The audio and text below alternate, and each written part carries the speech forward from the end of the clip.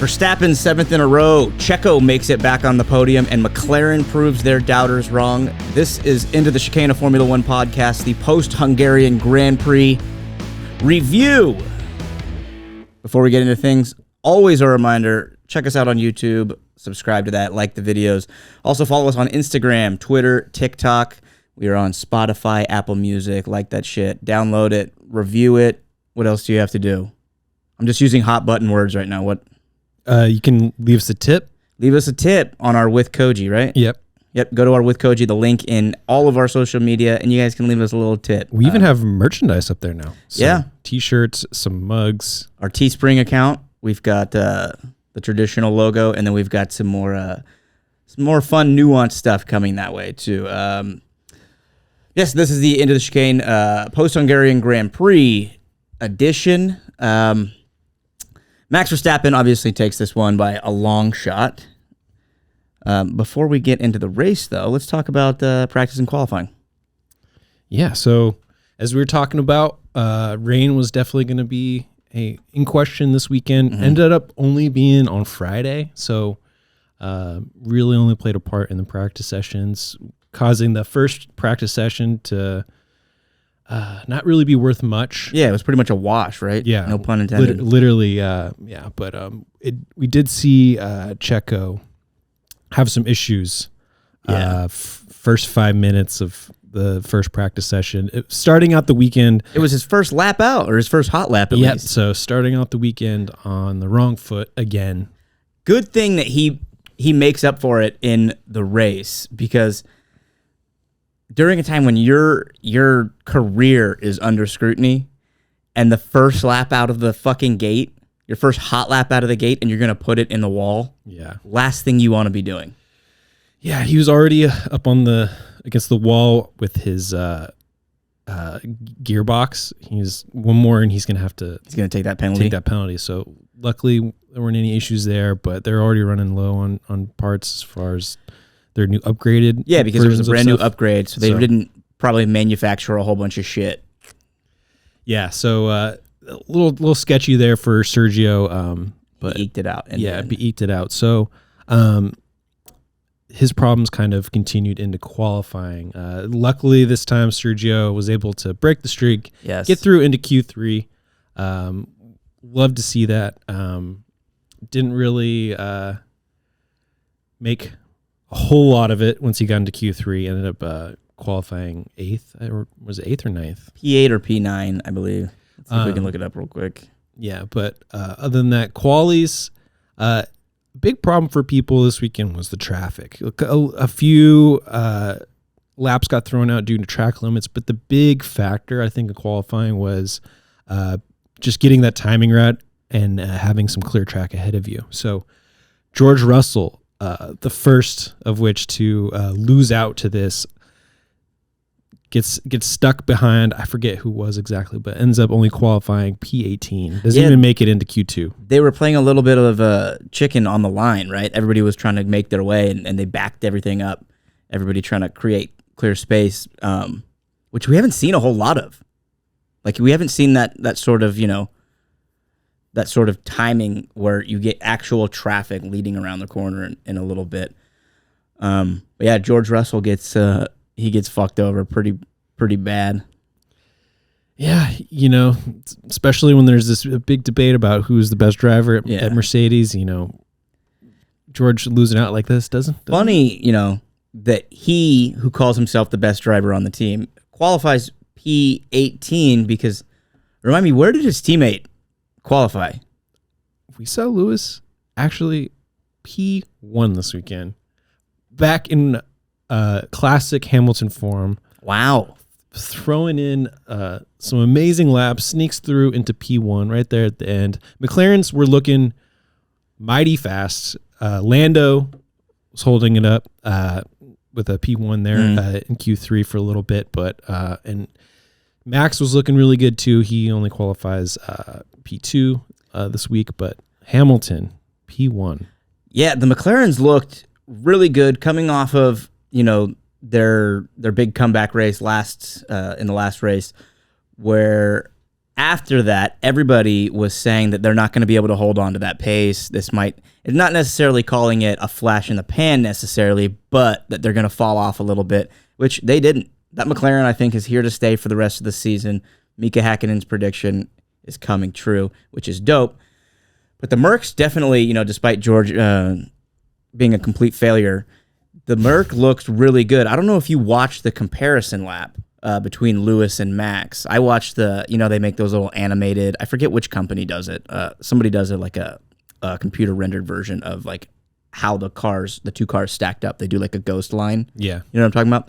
And I was watching that, and Lewis's car on the straight was dominating Max. Max was able to late break him, and that's where he was making up his time. But anytime Lewis would hit a straight was where he would just completely leave Max in the dust. Not in the dust, but that's where he was getting all of his time. So that new aero package, by actually adding some side pods, is paying dividends for old Mercedes there. Yeah, after qualifying, Lewis was making a lot of statements to flapping his jaw a little bit, making a lot of. Well, he was just pointing out that Red Bull hasn't been quite in the same form the past few weeks.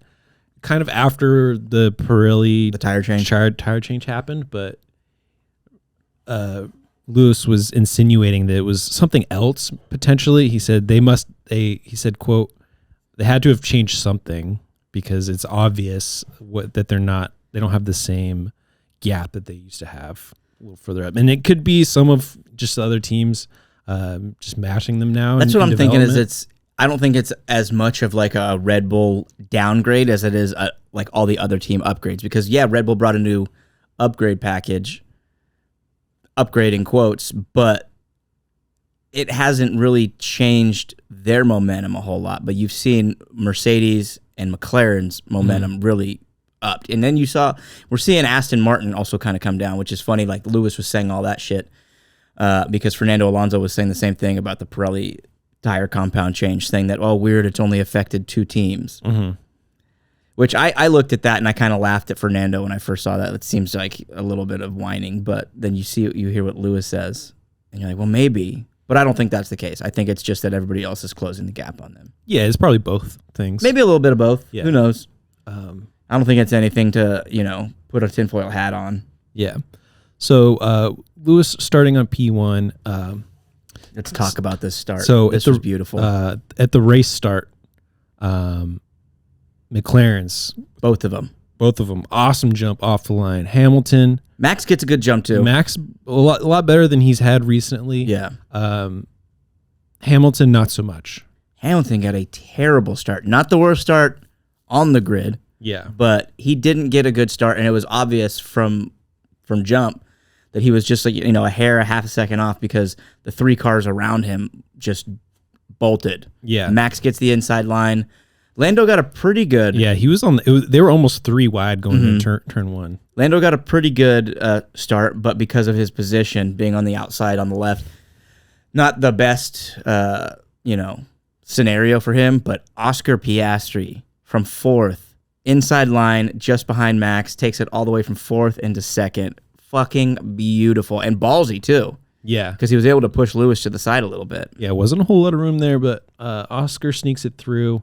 Like I said, up into 2nd. Hamilton, starting from 1st, goes back to 4th, where he kind of hung in there for a little bit. Off the jump, though, we saw Guan Yu Zhou. Yikes. Really bad. I don't know what it was exactly. Some kind of stall or something, maybe. Did he hit an anti-stall? I don't know. Something just did not go off the line. And it was like I don't want to say 5 seconds, but it felt about like a 2 to 3 second start. Like he was dead stopped on the track. Pretty much. While everybody, it was probably, I'd say in like the 1 second, 1.5 second, maybe in a 2 seconds for him to actually get going. And it messes everybody behind him up, completely ruins his race. The best start to a race that the team has had since I don't even know. It was the highest finishing position since they named a driver for Alpha that I don't even remember. So that long. Yeah, we didn't mention in qualifying, Alfa Romeos were both really fast. Yep. Zhou got P5 qualifying spot, his best of his career so far. So they were looking pretty good off the start, but this sets him back immediately. And as they go into turn 1, Zhou ends up running into the back of Daniel Ricciardo, and then Daniel Ricciardo runs into Gasly, Yep. and then I don't know how Ocon got involved in this, but they both... I don't think it was Gasly who hit Ocon. It was somebody... It might have been Zhou himself, because it was more off to the right, because the onboard that they showed was Pierre Gasly, because it went, like you said, it went No, it couldn't have been Zhou. It went Zhou, Ricciardo, Gasly, and then somehow, Ocon got into the middle of... Maybe Gasly spun. went into him because they're right next to each other. Maybe. But both Alpines go off. Gasly's right rear tire is just completely gone. He's able to make it back to the pits. He does a full lap. But both cars make it back to the pits, but DNFing. Double DNF, first 2 weeks lap, in a row. Four DNFs in 2 weeks, and they were competing. I think they had a decent shot, maybe at third or fourth. They were up in the mix, and Easily. That's gone now. They're showing really good pace, and fortunately, 2 weeks in a row, their race ends up early. Ends early. That fucking Zhou start, though.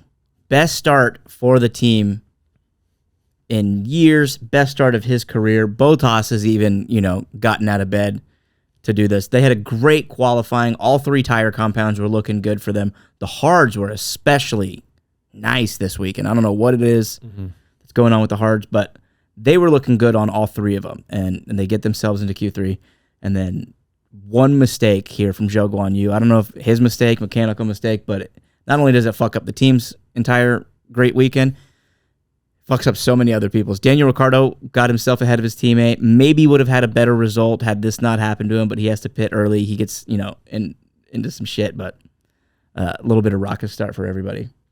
Yeah, so once the race kind of settled a little bit off the start, wasn't much happening until about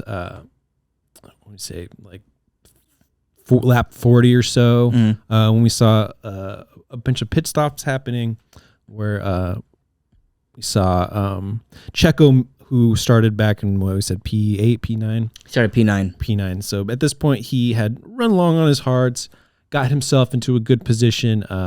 After Oscar Piastri pits comes back out, he and Checo are battling a little bit. Decent little battle. Checo had kind of climbed his way up. A little bit of pit stop strategy. He goes long on the hards to start. Showed good pace, thank God. Gets his way all the way up into the mix with the McLarens and with Lewis. Gets by Lewis, ends up behind Oscar, and they had a nice little tussle.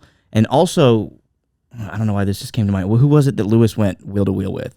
Was that Oscar? Mm-hmm. Their wheels got interlocked, and Oscar gets just around about, him. yeah. And then shortly thereafter, no, I don't remember when that happened. Sorry. Either way, Checo and Oscar battle, and Checo kind of nudges Oscar into the grass. He kicks up a lot of dust, and there was a lot of dust to get, in general. Mm-hmm. A lot of dust flying around this track. A lot of marbles they kept complaining about, too, and you can visibly see it on the track. But yeah, you were saying that Oscar said he caught a little damage to the floorboard? Yeah, so people think this is probably when it happened, when he went off, got a little damage potentially to his floor, because after this he kind of faded back a little bit. But it wasn't like it affected his race in a way that it cost him much. Maybe it cost him one position. But maybe. Yeah. But it's not like he fell off to, he's still middle of the top 10. Where did he finish? Fourth. Yeah, so just outside the podium. Yeah. Good for Oscar all around. Yeah, so it doesn't really affect him. Yeah. The only thing it affects is his ability to catch back up to Checo. Yeah. Who he lost the position to begin with. Yeah, Lando had already passed him earlier than this. No, he finished fifth. Oh, fifth. Okay. So maybe it cost him that spot with Lewis. Yeah. Yeah, so Lewis, pretty good drive overall. He had lost out some time through the couple pit stops up to this point. He wasn't quite sure how this was happening. I think just a matter of both the McLaren just being it was 3 seconds before his pit, and then when he came out, he was 9 seconds behind, right? Yeah, so I think the McLaren's showing how good they are at getting those hard tires going. They got them up really quick. Not only that, but I only paid attention to 2 of their stops, and they were lightning fast. They had one that was 2.0 even, and then the other one was 2.1. I thought they had one that was a 1.9. That was a Red Bull. That was Checo's stop. Oh, okay. Yeah, which is close to the record. The record is what, 1.77 all time? Yeah, 1.8. Yeah.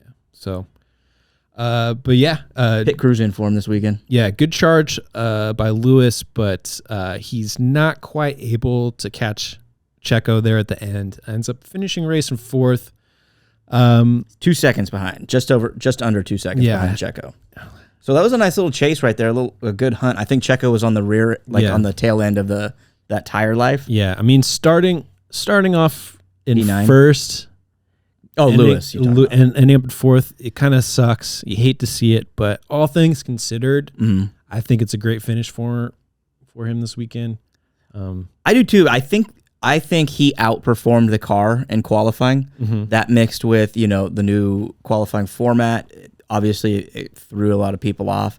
So he qualifies really good, but I think it's a good finish for him, especially being able to beat one McLaren. Because I think the McLaren is the faster car. I think it's faster than the Mercedes. So Lewis being able to outdrive one of them, I think you can consider that a win. I think so. So his teammate Russell started back in 18th, charges throughout the race, thanks to Charles Leclerc's speeding in the pit penalty. George finishes at P6. He takes P6, but you can also thank a really good tire strategy from the team because he had to have had at least one stop shorter than the majority of the field because he had jumped up to the front and was able to stay there when everybody else pitted and he went long. So that tire strategy, I think, really helped him. I refuse to give him too much credit. Either way, a solid drive. That's 12 positions gained. You can't hate too much, but you might. Yeah, I feel like he did what he needed to do. Starting from 18th, I think it's pretty good. Sure. He'll be talking about how many more positions he gained compared to Lewis's losses. Yeah. Daniel Ricciardo finishes. George Russell thinks he's one of the top 3 hottest guys on the grid. That's real? Yeah. Oh, whoa. He said, I think it was top 3, maybe top 5 in that. So he did before which race was it where they did the lie detector test? Well, from what I understand, they did that before the season even started.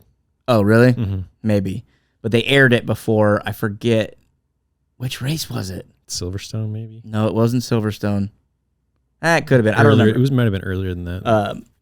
But they did that whole little, media bit with Sky Sports TV, and they asked him if he thinks he's one of the best looking guys on the grid, and the only person he said was definitively better looking than him was Charles, maybe Lando, and maybe Lewis.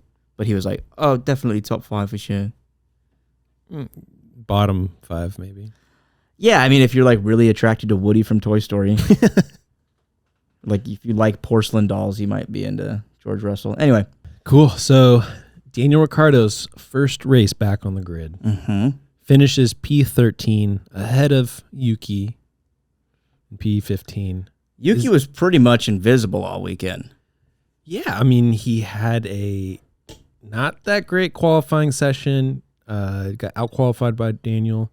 The race, he was looking all right there for a little bit. Had gotten himself up to around P10, P11. Daniel or Yuki? Yuki. And then I don't know what happened at the end. He kind of fell back a little bit, and Daniel manages to finish despite his little hiccup in the beginning ahead of Yuki. So I think overall this is a great finish for him.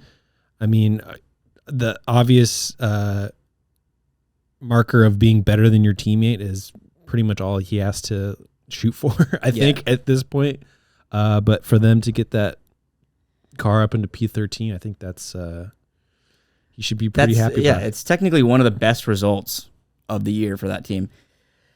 It would not have been P13. It would have been probably 15 or 16 had both Alpines finished. So let's factor that in. You can't take away the fact, though, that he does out-qualify Yuki. Yuki doesn't make it into Q3 or into Q2. Daniel does. And it was very small gap It was between a the two. slim margin, yeah. So Yuki like was a 1.1891, and Daniel in Q1 was less than a tenth of a second ahead. Yeah, so very small margins. Slim pickings. But this is everything that Helmut Marko and Christian Horner are looking for. That's like I said, this is what Daniel's there to do. I think he's not there to take Checo's seat. I do not believe that. He's there to be the benchmarker for where Yuki stands. Mm-hmm. And not looking good for old Yukester. Yeah, it's only been one race. I'll be paying close attention through the rest of the year. But good for Daniel. Yeah. That's about all I can say to that. I don't hate Daniel as much as you do. I don't particularly like him. He's a little annoying in my book. Hate him? No. Like him? Kinda. So good for him. I also like a good comeback story. So that's nice. Yeah, I mean it's such a big wait and see on that whole front. We'll do a deeper dive into everything surrounding that. That's the plan right now. We'll wrap this episode up pretty quick, and then I think when we do the pre-Belgian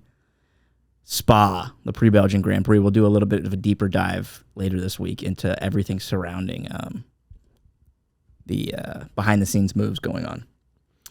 Yeah, so Max ends up with his 7th win in a row. Yep. Pretty great finish for him. It's 12 in a row for Red Bull. It ties McLaren's record from back in the 80s. Lando Norris finishes out in second place. He got second last week too, right? Yeah, solid P2 for Lando. So amazing finish for Lando. This is, I think, where he really belongs up here. I want to keep him up there the rest of the season. And then Sergio Perez rounding out the podium, Lewis Hamilton, Oscar Piastri. So Sergio landing on the podium, does this salvage his poor Q3 performance? Yes, I think it does. And it's just enough to at least get him to the end of the season. Some people are saying that Daniel Ricciardo is going to take that seat before or after the break. I don't see that happening. No. That's like a no fucking way for me. In fact, I'll go as far as to say that. But yeah, he salvages it. He gets the monkey off his back. I think this will help him too to just relax a little bit. Mm-hmm. Which is something that drivers just need to do in general. Like, how do we get drivers? I know it's probably the most stressful sport, motorsport in general, and Formula One is at the top of that heap. But guys need to just relax and just do what they're there to do. Because when you get guys under scrutiny, when you get guys with Helmut Marko's eyes on the back of their head, Nick de Vries, Pierre Gasly, Alex Albon, and now Sergio Perez, you get them fucking up. The quote I always use is they're gripping the steering wheel too tight. Checo, just relax. Put your foot to the pedal and do what you can do. Don't put it in the fucking grass. Oh, let's talk about that too. Let's go back all the way back to Friday practice. When he puts his car into the wall, he touches the grass, mm-hmm. and or he says, "I think I touched the grass." Yeah, mate. Half the rear of your car was in the fucking grass. Yeah. You didn't nick it. You full on let the entire rear end of your car go into the grass. Well, I think it was just one tire, and then the whole rear end just one full tire in the grass that is now the entire rear end of your car. Relax. Get out there and just do it. Yeah, just got to get into that flow state and just let the laps happen. Yeah, so Max is encroaching, I think, on the record for the most consecutive wins, right? Who holds it right now? Is it Seb? Yeah. Or is it going to go all the way back to I don't know. Ascari or Fangio or one of those guys? Let me look that up real quick while you can get into this. Yeah, so we saw a funny moment on the podium after the race during the ceremonies when the classic moment when the drivers are spraying champagne on each other. Lando does the trick where he knocks the champagne bottle on the podium stand. And as he does this, Max's handmade vase that's $40,000 40,000 euros, falls off the podium and shatters. Shatters on the ground. What was hilarious is that they didn't even realize it in the moment. You can see it on the camera, and had you not pointed it out to me before because you saw it online, I don't know if I would have seen it right away either, but they both, once they're done and they're wiping the champagne from their eyes, they both kind of just look down at it and are like, oh, look what happened. Yeah, it's shattered. Huh. Oh, and I don't think Max could have cared less. That's pretty good. So where do you feel like this race stacks up our best races of the season? The race itself was okay. Yeah, not that exciting. It had a really exciting start because of the McLarens. Sure. But then from there on out, Max finished 38 seconds ahead of everybody else. I don't know how he's able to continue celebrating after a race. He's still got that mean look in his eyes. He's still fist pumping. He's still getting on top of the hood of his car, hood in quotes, the halo, and flexing.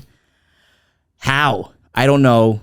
But there was it was somewhat exciting between the 2, 3, 4, and 5 spots, and then even George creeping in there with the 6. But you could also just tell that it wasn't going to happen. I was looking at Oscar I was looking at Checo closing the gap on Lando, and he had about a 3.9, and that got stretched to a 5.5, and then he made it back up to a 3.9. So once you start seeing that, and there's only about 2 or 3 laps left, how things are just going to stay stagnant. Not a whole lot. No major overtakes. Decent little battles, but no major overtakes. Even, Nico had let a couple guys by, knowing that wasn't his race. Fernando let, who did he let go by? He let Checo by pretty easy in the first few laps. Great qualifying, if we factor that in. I was going to say qualifying was probably the most qualifying was really great. And then, to think that they made that new tire rule, so new regulations for qualifying, and it worked.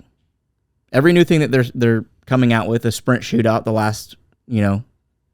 last one at least worked pretty good. I don't know how that I would say that the first sprint shootout was good, but now they have this new tire rule going into qualifying. So everything's kind of working out for the new regulations. Where does that put this race, though? I would say 7, just ahead of Bahrain. That's exactly where I was feeling. Really? Yeah. Then let's do that. Some people were saying, I was listening to some other people talk about it, and they thought it was an all-time qualifying, but I think that's just because of Lewis.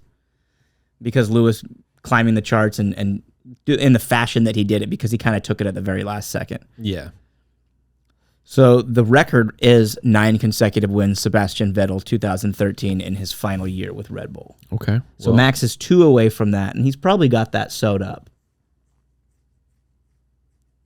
So our bold predictions. Let's read out the list of the best races. Best races, okay, yeah. cool. So at 1, we still have Australia. the carnage that was Australia. Second place, Austria. 3rd, Miami. 4th, Jeddah. 5th, Great Britain. 6th, Canada. 7th, this weekend in Hungary. Then we got Bahrain, Azerbaijan in 9th. 10th, Spain. Italy, which was canceled in 11th. And 12th, Monaco, the most boring race of the year. And Stu, the worst race of the year. Bold predictions. You predicted that Red Bull would be 1 and 2. Mm-hmm. Unfortunately, they were not. 1 and 3. That was close. That's why I had my eye on Checo in those last few laps. He had a shot. Yeah. You had Checo on pole. Didn't happen. But you did guess both Williams out of the points. And that did happen. So I missed that Checo pole pretty badly, huh? That was a real long shot, though. That would have been a 2-pointer, I think. That one was from the fucking blue line. Yeah. So I had Lewis podium, just barely missing out. Checo into Q3. Which he got. McLaren back in top 5. I got 2 of them in top 5. But that's 2 points for me this weekend. Solid. That's extending your lead pretty far. So 8-6 now. I almost missed that Williams out of the points. Alex Albon finished 11th, just behind Lance Stroll. We also forgot to mention Logan Sargent. Oh, yeah. Just lost it on, what was it, the second to last lap? Yeah, and then I don't understand why they didn't just leave him out there. Why did they have to Save the engine. He had one lap. He probably, yeah, I guess he might have put a pretty big bald spot on the tire, but they just decided to call him in. That's the type of shit, Logan, that you cannot be doing. That is some Nicholas Latifi shit, just spinning on your own. Yeah, you got to just bring it home. Yeah. So trying to see if fantasy is updated yet. Nope. No, has not. Dude, it's been hours. Come on, F1. You guys need to get this shit locked in. I got 284 points this weekend, though. That's pretty good. Wait, so they have the individual results, but they don't have Looks like it. the league results. Let me see if it'll come up on my phone. You got 265, so I did end up with more points. So I did 265 to your 285. I got 0 points for Oscar. Oh, no, that's not updated. I guess the total points are updated, but God, that's annoying how they do that. Yeah, so we can't really update that yet, but I know I did make out pretty good this weekend. Hold on, we can at least see. So you got how many? 284. 284. I got 265. So that's 19 points. That gives me. You close the gap by 7 points. Yeah. Looking pretty good. And Susie Wolf got 274. So she's still going to be in third.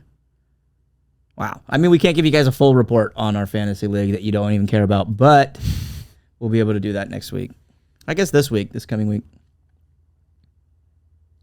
Cool. Anything else you want to touch on before we wrap it up? I don't think so. I think that's it. We'll check back in with you guys, like I said earlier, this week. We'll do a little bit more of a deep dive into the Daniel Ricciardo, AlphaTauri, Red Bull Racing saga that is just a complete carousel. And then we'll give you the preview for the Belgian Grand Prix. This has been Into the Chicane, the post-Hungarian Grand Prix edition. We will see you guys next time. Peace. Ciao.